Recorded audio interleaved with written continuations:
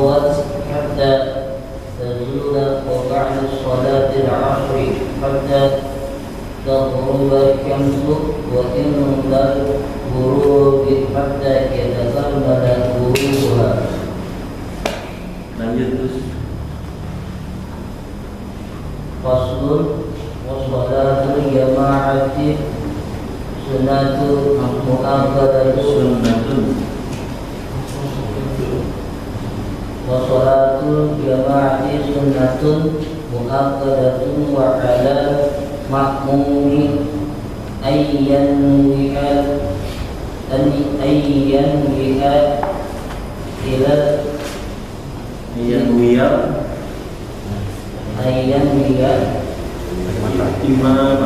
ihtimamatu imami wa yajuzu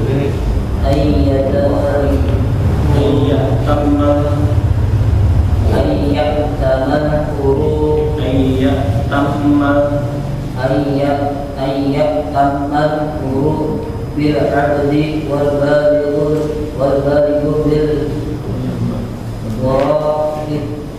murahiki wala tasihu qudwatu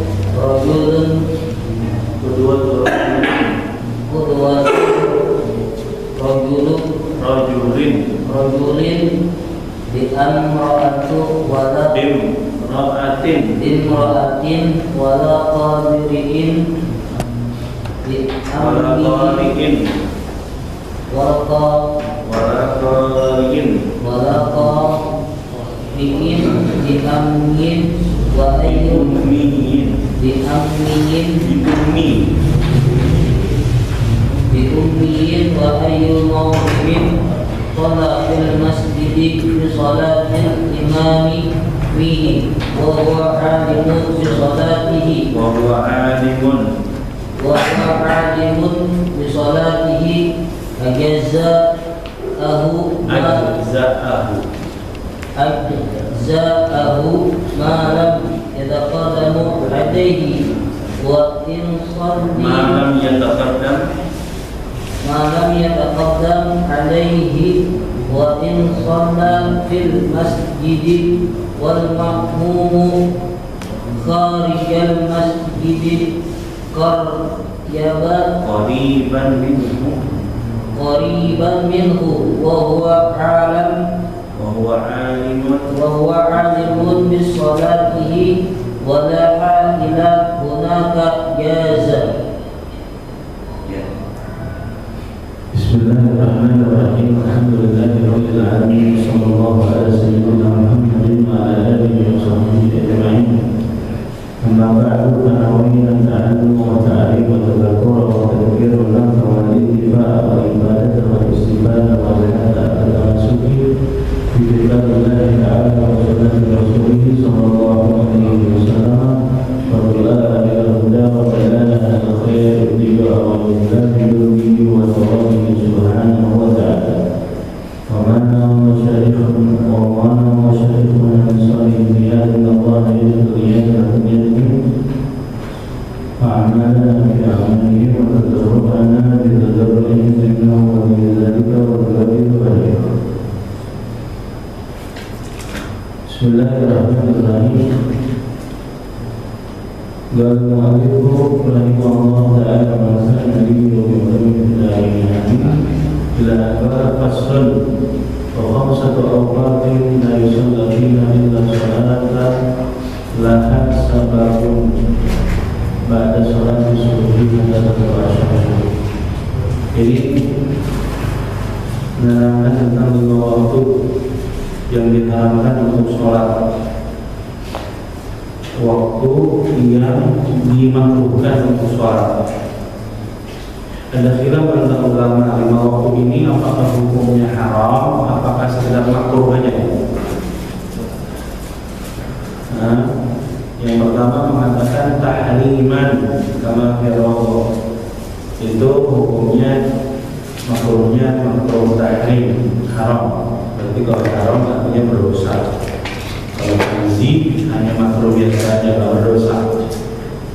Cuman kalau bisa, kalau dia seperti tokoh orang yang dipanuti, maka sebaiknya jangan gitu ya.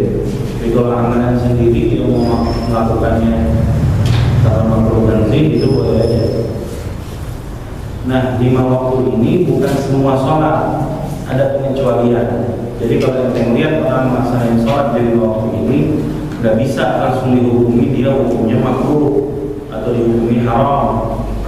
Nah, tapi hanya yang hukumnya laha sababun mutaqaddim, bukan yang sebabnya sebab mutaqaddim, juga bukan sebabnya sebab muqarin, tapi sebabnya sebab mutaakhir. Ini yang biasanya haram atau makruh, ini jadi khilaf antara ulama. Sekarang bagaimana itu mau kasih tahu di hukumnya makruh atau haram kalau nggak tahu perbedaan antara sebab mutaqaddim, muqarin, mutaakhir. Jadi salat itu dibagi menjadi 2. Ada salat yang berhubungan dengan waktu, namanya zatul waqti. Salat yang berhubungan dengan waktu, namanya zatul waqti. Nah, ini bukan yang di 5 ini, itu nggak haram. Contohnya salat duha, tarawih, witir, itu berhubungan dengan waktu. Kalau belum waktunya, belum boleh sholat yang tadi disebutkan. Itu sholat duha dikerjain zuhur, asar, kecuali qadha duha. Nanti sholat witir dilakukan di waktu asar, tak boleh kecuali qadha witir. Namanya dzatul waqt, sholat yang berhubungan dengan waktu. Yang kedua namanya sholat yang berhubungan dengan sebab, namanya dzatis sabab. Sholat yang berhubungan dengan sebab. Nah, ini ada 3. Pertama, sebabnya mutaqaddim, namanya sababun mutaqaddimun. Yang kedua, sebabnya berbarengan dengan sholatnya, namanya sababun muqarinun. Contohnya kayak kemarin sholat sunat khusuf gerhana. Kemarin bikin nggak di sini? Nggak ada yang tahu. Oh, nggak ada yang tahu ya? Nggak ada yang tahu. Kapan nanti boleh sholat gerhana? Kalau berbarengan dengan gerhana. Kalau gerhananya udah selesai, kayak kemarin pengumumannya gerhana selesai itu jam 18.49. Ya. 19.49, berarti dikit lagi mau jam 8. Berarti kalau udah lewat dari 19.49, berarti udah nggak disunahkan sholat gerhana. Karena apa? Dia udah lewat waktunya, udah injilah namanya. Injilah itu sudah hilang sebab gerhana. Atau misalnya mulai masuknya dari maghrib, sedangkan itu mau sholatnya dari jam 4, nggak sah karena belum masuk. Jadi dia harus sebabnya muqarin. Kalau tadi sebabnya mutaqaddim yang pertama. Apa tuh mutaqaddim? Duluan daripada sebabnya baru sholatnya. Kayak sholat sunat tahiyatul masjid. Dia masuk masjid dulu baru sholat. Apa sholat dulu di luar baru masuk? Masuk dulu. Adanya sholat tahiyatul masjid kalau ente masuk ke masjid. Adanya sholat sunat wudu kalau ente udah wudu terlebih dahulu, masih ada sisa air wudu di anggota tubuh ente, baru disunahkan namanya sholat sunat wudu. Kalau ente belum wudu, wudunya udah dari asar, sekarang kan berarti udah kering, ente mau sholat sunat wudu, ya nggak ada kesunahannya. Kenapa? Karena wudunya nggak ada, kecuali ente wudu dulu, ada bekas wudunya di anggota tubuh ente, muka, tangan, kaki, maka disunahkan sholat sunat wudu. Nah, wudunya itu mutaqaddim, lebih dahulu daripada sholatnya. Nah, atau ente sholat jam 5 habis sholat asar, ente sholat lagi, tapi sholat ini qadha zuhur. Dan karena zuhurnya tadi ketiduran. Apa hukumnya ini? Ya boleh. Ini waktu yang diharamkan. Ini sebabnya udah mutaqaddim, udah lewat waktunya. Ya boleh. Namanya orang bayar utang kapan aja juga boleh. Benar nggak? Jadi bayar utang semakin cepat semakin bagus. Nggak mesti harus nungguin si punya waktunya berganti di waktu satu hari kemudian. Namun ente habis sholat subuh, ente sholat lagi, sholat isya, apa hukumnya? Ya boleh, bagus, malah wajib. Kenapa? Karena sholat isyanya pokok, al-faidah udah lewat. Nah, karena udah lewat maka dinamakan mutaqaddim. Nah, yang haram ini yang nomor 3, yang sababnya mutaakhir. Jadi ente sholat dulu baru melaksanakan sebab. Ini yang diharamkan di 5 waktu itu, yang habis subuh, yang ketika matahari tepat berada di atas sebelum masuknya waktu zuhur, alias 2 sampai 3 menit sebelum masuknya azan zuhur, itu namanya waktu istiwa. Matahari tepat berada di atas kepala ente. Tapi kalau udah mulai condong ke arah barat, itu masuknya waktu sholat zuhur. Nah, dari atas persis di kepala ente, yang kalau ada tombak di bawahnya nggak ada bayangannya, itu namanya waktu istiwa, waktu yang diharamkan sholat atau waktu yang dimakruhkan sholat.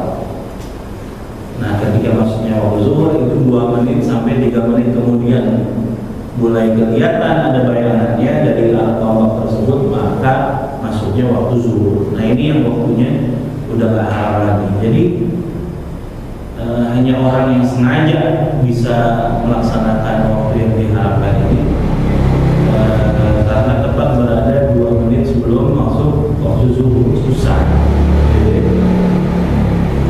Atau habis sholat asar, atau ketika matahari terbit sampai tenggelamnya matahari alias masuk maghrib. Jadi sebenarnya 3 aja nih waktunya, cuma yang 2 diulang sampai 2 kali. Lalu yang 2 ini, yang habis subuh atau yang habis asar itu diulang, makanya jadinya 5. Sebenarnya cuma 3 aja, cuma bedanya diulang 2 kali. Yang ini dikaitkan dengan matahari, yang ini dikaitkan dengan habis sholat subuh sampai terbit matahari, habis sholat asar sampai datangnya waktu maghrib. Padahal dia juga ketika matahari menguning sampai tenggelamnya matahari, dia juga jadi dia juga. Ketika terbit fajar sampai terbitnya matahari, dia juga. Loh, kenapa ulama diulang sampai 2 kali nih, yang keempat sama yang kelima? Oh, ini kaitannya sama orang yang lepas dari haid. Perempuan yang lepas dari haid, dia ada perempuan dia suci jam 5 subuh, habis haid suci jam berapa? Jam 5 subuh, gitu ya, jam 5 subuh. Terus dia langsung habis mandi itu, habis suci, dia berwudu, dia mau sholat, tapi sholatnya yang diharamkan ini, yang sababnya mutaakhir. Nah, ini nggak boleh. Kenapa? Karena walaupun bukan habis sholat subuh, tapi dia ketika matahari, ketika terbit fajar sampai matahari terbit, ketika matahari terbit, isyraq. Atau perempuan suci jam 4 sore, ya, habis suci dia langsung mandi, kemudian dia wudu, habis wudu dia mau sholat sunat yang sababnya mutaakhir ini, yang diharamkan ini. Hukumnya apa? Tetap haram, makruh. Kenapa? Karena walaupun bukan habis sholat asar dia, karena dia seharusnya bukan habis sholat asar, tapi dia waktunya ketika matahari sedang menguning sampai masuknya waktu maghrib. Jadi itu aja sih alasannya diulang 2 kali. Terus yang sababnya mutaakhir apa? Ustaz, cuma 2 yang ada tadi, cuma 2. Yang pertama namanya sholat sunat ihram. Sholat sunat ihram. Jadi Jadi ente kasih tahu apa itu sholat sunat ihram adalah sholat sunat sebelum ente melakukan ihram. Ente ketika dari Madinah mau masuk ke Mekah dalam keadaan berihram itu sampai di miqat, tepatnya namanya daerahnya Bir Ali atau Dhul Khalifah. Ente berhenti dulu ke masjid dulu, sholat sunnah dulu. Sebelum ente bilang labbaik Allahumma umrah nawaitul umrata wa ahramtu biha lillahi ta'ala, ente sholat sunnah dulu, namanya sholat sunnah ihram. Itu sholat sunnah dilaksanakan sebelum ente berihram. Makanya dibilangnya sababnya mutaakhir. Kenapa sebabnya mutaakhir? Kenapa sebabnya ada di akhir? Karena sholat dulu baru melakukan sebabnya, berihram dulu. Paham nih? Ente dari sini mau ke Tanjung Duren, itu Tanjung Duren Mekah, miqatnya ada di depan tuh, yang sate. Sebelum lewatin tuh sate, ente mampir dulu ke As-Solihin, sholat sunat ihram. Habis sholat sunat ihram, ente baru jalan ke arah situ. Ente niat dah, nawaitul umrata wa ahramtu biha lillahi ta'ala, labbaik Allahumma umrah. Paham tuh? Dia sholat dulu, baru niat nawaitul umrah. Karena arahnya mau ke Tanjung Duren, jalannya cuma dari sini. Nah, begitu juga orang Madinah mau melaksanakan ibadah umrah ke Mekah, dia lewatin dulu batasan namanya miqat. Orang Madinah atau orang yang dari mana-mana yang lewatnya dari Madinah, miqatnya namanya Bir Ali. Nah, dulu namanya Dhul Khalifah. Yang kedua namanya sholat sunat qobliyah safar. Ente mau jalan jauh supaya perjalanannya lancar, selamat, berkah, sholat sunat dulu, namanya sholat sunat safar. Paham tuh? Sebelum jalan, ente namanya sholat sunat safar. Sekarang ditanya, sholatnya sama safarnya duluan mana? Duluan sholatnya, safarnya ada di belakang, di akhir, namanya sabab terakhir. Jadi dua ini aja. Kalau ente bertepatan di waktu yang 5 ini, maka hukumnya haram. Selain sholat ini, maka boleh. Paham tuh? Kayak tadi, nanti habis wudu, datang jam 5:30 belum maghrib ke sini. Ente mau sholat sunat wudu, hukumnya haram nih. Haram kan aslinya ya, makruh. Tapi karena ente sholatnya sebabnya sebab mutawadi, maka boleh. Misalnya contohnya ini masjid, nanti masuk ke sini sholat sunat tahiyatul masjid sebelum duduk, maka boleh. Jangan dibilang haram atau makruh, karena dia sholatnya tahiyatul masjid. Tahiyatul masjid termasuk sholat dari sababnya mutawadi. Tahu? Contoh misalnya kemarin gerhananya waktunya jam 5:30, orang sholatnya jam 5:30, boleh. Karena gerhana itu sholat sunat dari sabab yang sebabnya muqarin, berbarengan. Lalu begitu juga sholat sunat istisqa, sholatnya istisqa minta hujan berbarengan. Meminta hujan itu di waktu maghrib, di waktu habis sebelum maghrib atau habis asar, itu boleh. Lalu, nah ini kecuali di Haram Makkah, di Masjidil Haram itu nggak perlu. Atau di waktu Jumat ketika istiwa itu nggak jadi makruh. Paham nih? Misalnya nih, ente sholat sunat qobliyah safar sebelum masuk Jumat 2 menit, berarti kan itu waktu istiwa. Aslinya itu termasuk waktu yang diharamkan atau waktu yang dimakruhkan. Karena ente sholatnya sekarang sholat sunat qobliyah safar, sebabnya mutaakhir. Tapi karena ini hari Jumat, maka itu tidak ada makruhnya. Jadi khusus di hari Jumat ketika istiwa sebelum masuk waktu zuhur, sama di waktu sama sekali. Selain Masjidil Haram, maka berkaitan dengan tadi. Lalu wa khamsatu awqatin la yusalla fiha illa salata laha sababun. Ini 5 waktu tidak boleh sholat di dalamnya, hukumnya makruh dan bilang haram, kecuali sholat yang Kalau di syaratnya imam mutaqaddim kata ila al-qarin. Paham? Jadi selain mutaqaddim sama selain mutaqaddim itu hukumnya haram. Berarti tinggal cuma mutaakhir. Mulai kapan? Ba'da sholat subhi, setelah sholat subuh sampai terbit matahari hatta tatlu'a syamsu. Wa inda tulu'iha hatta tatakamala wa tattafi'a qadra rumhin. Ketika terbitnya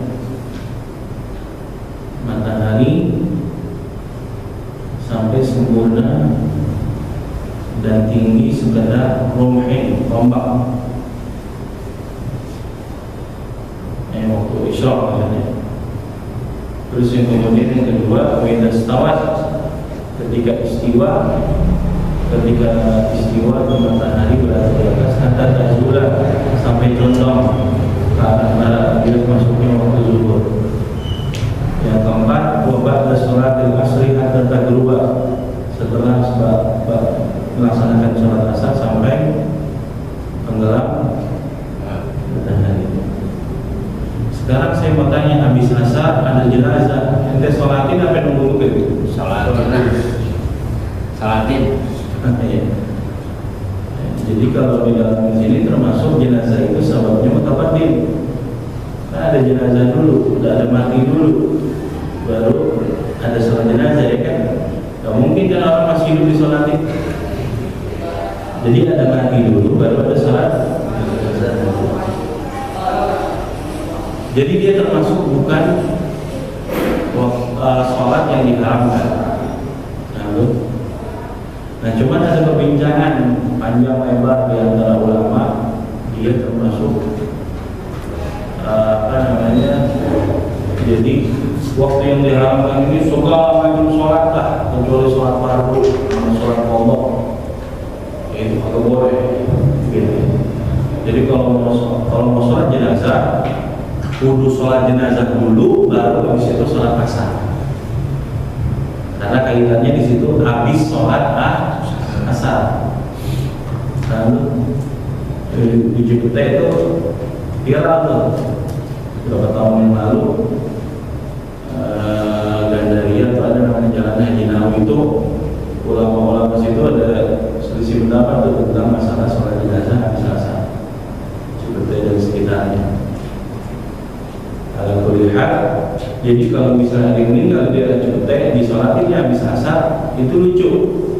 Ada jamaah yang sholat jenazah dulu, habis itu baru sholat asar. Ada jamaah sholat asar dulu, habis itu baru sholat jenazah. Jadi kalau amalan yang ditarik di Hadramut, Mahabayat kita itu boleh walaupun dilaksanakan setelah sholat asar.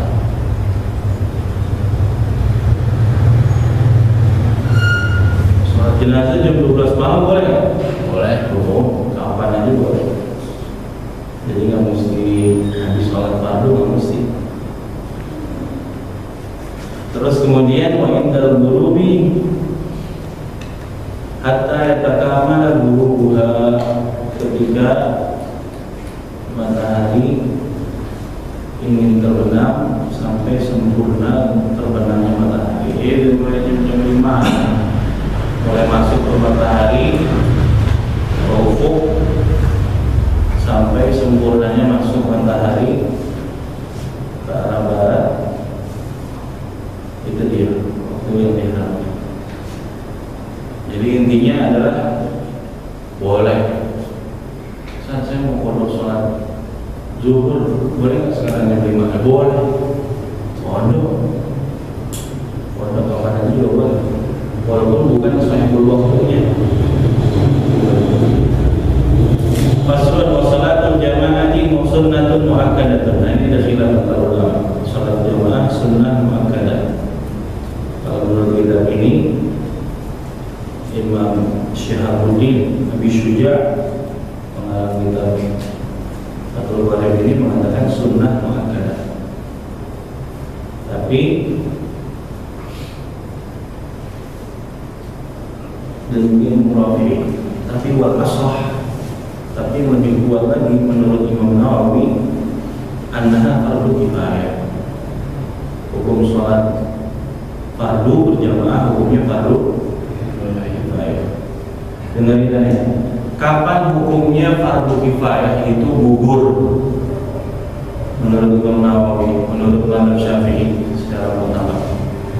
Walaupun dalam mazhab Syafi'i juga ada khilaf bahwasanya hukumnya sunnah muakkad. Yang dikatakan fardu kifayah mutlak di mazhab Syafi'i ketika tudhirus syiar, ketika nampak syiarnya. Bagaimana syaratnya syiar? Yang pertama dilakukan di tengah-tengah kampung. Yang kedua ada kedengeran, ada azannya, ada qomatnya, begitu ya. Ketahuan gitu sama orang kalau lagi lewat, oh bakalan bentar lagi mau ada sholat jamaah di mari. Itu tempatnya nggak tertutup. Sekiranya orang lewat melihat, kayak misalnya ini nggak ada ordengnya gitu, lihat ada di luar ada sholat, ada sendal gitu ya. Tapi kalau satu kampung mendirikan sih sholat jamaah, tapi dia di dalam rumah, suaranya azannya kedengaran di luar, qomatnya juga, suara imamnya juga. Orang kalau lewat depan rumah itu nggak kelihatan dari luar ke dalam lagi ada sholat. Itu namanya belum gugur fardu kifayah, karena belum nampak syiarnya. Jadi dikatakan fardu kifayah dalam sholat fardu kalau bihaitsu yudhiru syiar, sekiranya nampak syiar.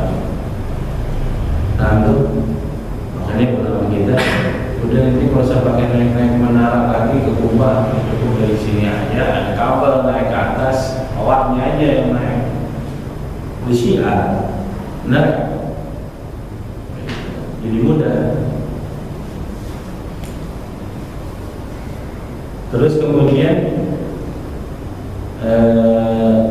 al-ma'mumi beda sama Imam Abu Hanifah. Kalau Imam Abu Hanifah hukumnya fardu ain. Jadi nggak sah kalau Hanafi sholat zuhur sendiri nggak sah.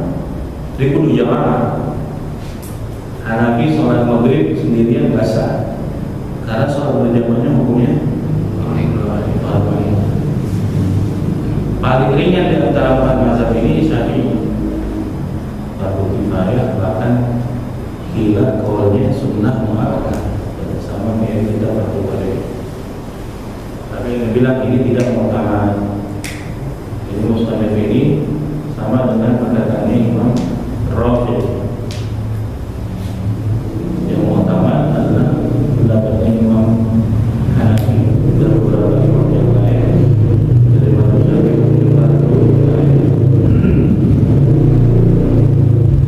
Terus kemudian kalau sholat berjamaah, makmum itu kudu ayat niat imamah, kudu niat makmuman atau jamaahkan. Wa alal makmumi ayat niat imamah dunal imami, beda imam. Dunal imami berbeda dengan imam. Kalau imam nggak wajib niat imaman, tapi hukumnya sunnah. Sunnah kalau nggak dikerjain nggak ada pahala. Tadi kita sholat jadi imam, nggak niat imaman, jamaahnya tetap sah, tapi dia nggak dapat pahala berjamaah, ya percuma. Paham nggak? Cuma jadi hukum sholatnya tetap sah, cuma bedanya pahalanya dapat nggak jamaah? Enggak. Beda sama makmum. Kalau makmum dari awal udah wudu, berihram niat makmuman lillahi ta'ala. Kalau ente sengaja berdiri di tengah shaf tadi, wahai makmum, enggak niat makmuman, cuma adaan lillahi ta'ala, seketika imam berpindah ke rukun setelahnya, seketika itu ente enggak rubah niatnya, maka langsung batal salatnya makmum. Ente diri nih, imam lagi baca Fatihah, ente usulinya usul fardu maghrib di salat rakaat bersama bila adaan lillahi ta'ala, niat makmuman. Imam baca Fatihah masih sah tuh sholat ente tuh. Imam baca surat masih sah. Tapi pada saat imam udah bergerak ruku, ente nggak niat makmuman juga, maka seketika itu juga ente tetap ngikutin gerakan imam, maka ente batal salatnya. Kenapa? Karena ente udah menyengaja berdiri di tengah shaf makmum, dilihat dari luar ente sebagai makmum, tapi ente nggak niat makmuman, dan itu hukumnya wajib niat makmuman. Jadi kalau makmum nggak ada makmum, hukumnya batal salatnya. Beda sama imam. Kalau imam nggak ada imaman, nggak batal, cuma dia nggak dapat pahala jamaah. Kecuali 4 salat apa aja, ingat ya? Itu sabina dulu. Yang pertama salat jenazah, yang kedua salat Jumat, itu imam kudu wajib imam. Terus apa? Hah? Bukan. Sholat jamak takdim bil matar, jamak takdim karena turunnya hujan. Itu dulu ya. Kemudian yang terakhir adalah dia i'adah. Antum tadi udah habis sholat maghrib, ente mau i'adah sholat maghrib. Kebetulan ente jadi imam, maka ente wajib ya imaman karena i'adah sekarang. Paham? Iadah adalah sholat yang diulang di waktu yang sama, belum keluar waktunya. Beda sama kodok, kalau sampai mempunyai utang bayar. Wa yajuzu ayyatamal hurru bil abdi wal balighu bil murahiqi. Sah al-hur, yaitu orang yang merdeka,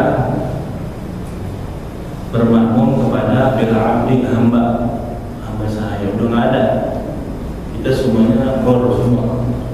Kalau dulu kan masih ada di budaknya tuan fulan gitu ya. Ya begitu.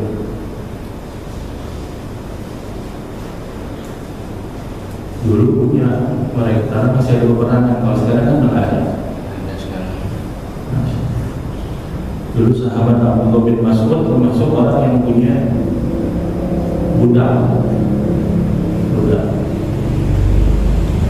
Ada satu muridnya Abdullah bin Mas'ud dari golongan tabi'in, Imran, daiman ngaji sama Abdullah bin Mas'ud. Lupa namanya.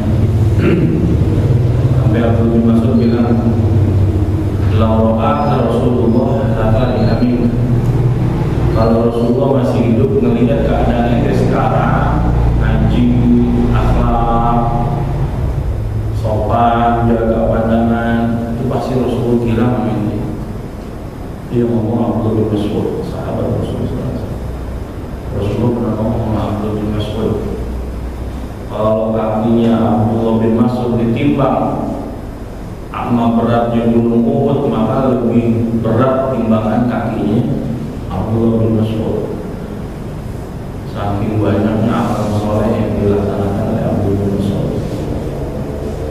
Dulu sahabat biasa ngomong-ngomong gitu ya, ngecak, kalau bahasa kita ngecak. Karena Abdullah bin Mas'ud orangnya kurus, kecil.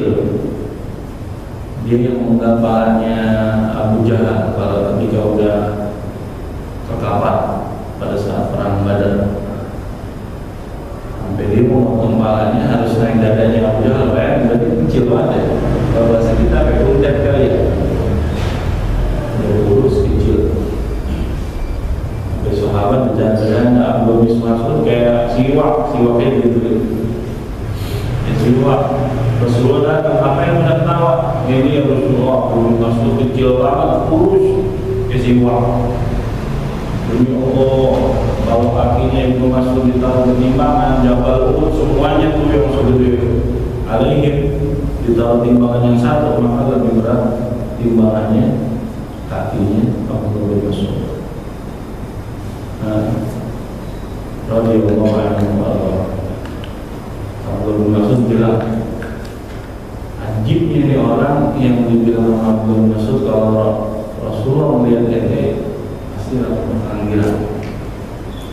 Jadi budaknya itu Abdullah bin Mas'ud yang perempuan itu biasa khadim gitu ya.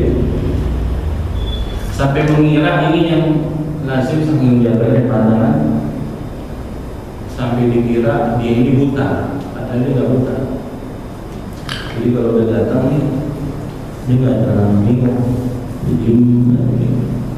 Sampai Abdullah bin Mas'ud datang. Nah, Abdullah bin Mas'ud di dalam, dia datang. Budaknya bilang ke Abdullah bin Mas'ud, ya tuan gua Abdullah bin Mas'ud itu murid ente yang buta udah datang. Abdullah bin Mas'ud sampai ketawa. Sebenarnya dia belum buta, cuma saking jaga pandangannya sampai dikira budaknya ini kalau dia buta, saking matanya kejelalatan. Kalau ente kan apa nanti ditanya, ini foto yang di mana ini Ustaz? Motor baru motor, udah rapi kreditnya, kredit aja udah rapi. Ada kuliah gitu. Pantas kalau masuk bilang kalau akan Rasulullah lafali amin. Kalau sampai Rasulullah itu sampai sekarang melihatnya itu pasti dia bilang, atau aja dulu gempa ada saya kayak begitu udah aman dari gempa, aman dari banjir insyaallah. Itu dia. Ada kuliah dulu masih ada dalam Abdullah bin Mas'ud, udah sekarang udah nggak ada, semuanya normal.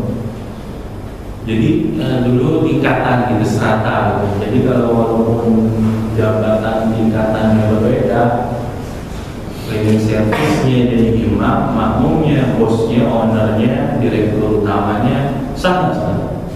Yes. Karena sholat nggak pakai mikirin strata jabatan. Begitu juga wal baligu, orang balik bermakmum kepada murahik. Murahik itu fase antara tamyiz sama balik. Umur 10 tahun, 11 tahun, 9 tahun. Itu udah dikit lagi pengen bubar, masuk apa namanya? Sinul bulu, umur balik. Itu namanya murahik. Nah dia jadi imam, makmumnya ente orang pada balik. Sah nggak? Sah. Saya bacanya benar. Nanti ya.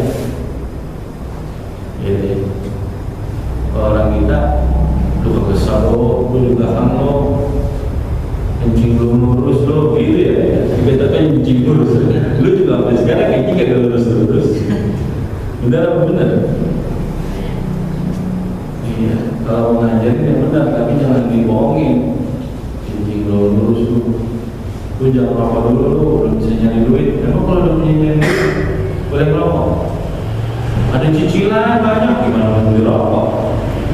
Ini minta A, B, C, D, anak perlu APM, segala macam. Jadi gak sempet lagi ada yang kuliah gitu. Jadi boleh. Kalau orang dulu kan emang anak kecilnya udah pada disunat sebelum balik. Nanti asal bacanya udah bagus. Kalau diterima udah jadi anda tuh umur 7 tahun memang perlu hafal Quran, 10 tahun hafal Quran. Cakap gak tuh pendidikan kayak gitu? Amali santri udah nunggu kumis belum mimpi ketemu Nabi, itu amali santri apa nih? Oh, kalau udah mimpi ketemu Nabi, kamu itu udah 40, 60 belum mimpi Nabi juga. Jadi bukan nunggu kumisnya udah jenggot, udah semuanya udah nunggu kayak ini. Kalau nunggu air santri udah nunggu kumis udah mimpi kemana? Jadi hatinya nggak bersih, hatinya masih kotor. Sangat kalau bohong aja, udah dia aja udah. Kalau kita umurnya masih rendah, asal bagus bacaannya begitu. Kalau bukan bagus doang, hatinya juga bersih, muamalahnya fikihnya juga udah dibaca, jadi udah naik ya. Tapi kita kita asal bagus, bacanya mau gak grogi dah, udah boleh jadi hitam. Bener gak? Kalau udah grogi kan buyar juga, bisa gak kelar-kelar angka filmnya. Walau nasi dua orang jadi dimulai nggak sah sholatnya laki-laki dengan perempuan, maksudnya imamnya perempuan, makmumnya laki-laki nggak sah. Atau wala qari'in bi ummi, atau makmumnya qari. Dulu istilah qari itu bukan yang kayak sekarang bacaan yang bagus. Istilah qari itu baca Fatihah dengan makhraj huruf dan tajwidnya, itu namanya qari. Kalau sekarang qari apa? Bacaan bagus Ya kan, MTQ ya kan. Walakon gitu ya. Bayati, jawab-jawab. Itu namanya qari. Kalau dulu qari dalam istilah fikih itu apa?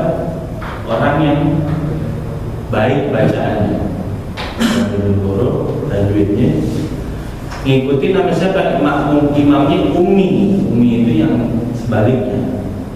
Berarti ada yang dirubah makhrajul hurufnya atau tidak disusun, mengeluarkan huruf bukan haknya.